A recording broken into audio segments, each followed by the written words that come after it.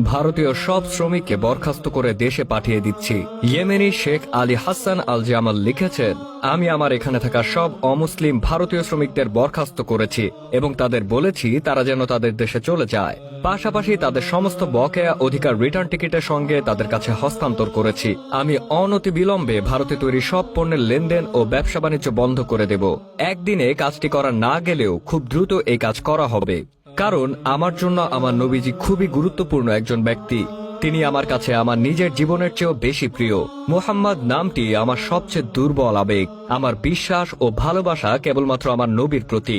দুনিয়ার আর কোনো বিষয় কি হলো তা আমাকে ভাবায় না, বরং আমাকে ভাবায় আমার নবীজির শান, আমার নবীজির মান।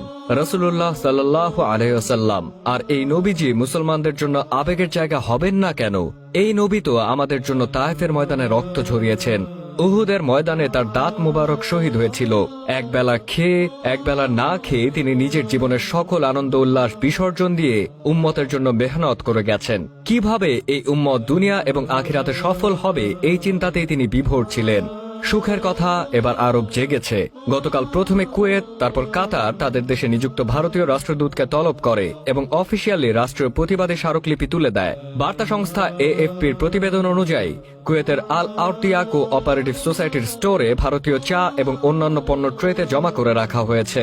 ওই দুই নেতাকে দল থেকে বহিষ্কার করা হলেও খুব কমছে না। সৌদি আরব, কাতার, ওই অঞ্চলের অন্য দেশগুলো কায়রোতে প্রভাবশালী আল আজহার ইউনিভার্সিটি মহানবী সাল্লাল্লাহু আলাইহি ওয়াসাল্লামকে নিয়ে এমন মন্তব্যের কড়া নিন্দা জানিয়েছে। গতকাল প্রথম টুইটারে ঘটনা জানতে পারি। টুইটারে প্রিয় নবী সাল্লাল্লাহু আলাইহি ওয়াসাল্লামের অবমাননার বিরুদ্ধে বিশ্বের সব বড় বড় স্কলার তীব্র প্রতিবাদ জানিয়ে নিজ নিজ দেশ থেকে ভারতীয় রাষ্ট্রদূত প্রত্যাহার এবং ইন্ডিয়ান পণ্য বয়কটের ডাক দিচ্ছেন। সময়ের অন্যতম শ্রেষ্ঠ আলেম শায়খ মোহাম্মদ হাসান আদ-দাদো, জনপ্রিয় দায়ী ও বক্তা শায়খ মাহমুদ হাসানাত সহ অনেক আলেম অনবরত লিখে যাচ্ছেন, প্রিয় নবীর মর্যাদা রক্ষার চেয়ে আমাদের জীবনে বড় কোনো ইস্যু নেই।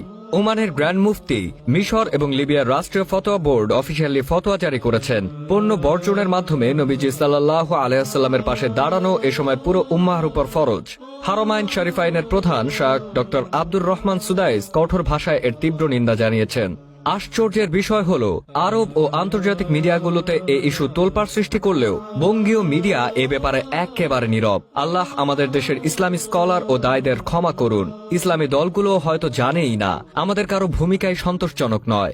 ইতোমধ্যে আরবের বিভিন্ন সুপারমল নোটিশ দিয়ে ইন্ডিয়ান পণ্য তুলে নিয়েছে। জনগণ সামাজিক যোগাযোগ মাধ্যমে প্রতিবাদ জানিয়ে যাচ্ছে।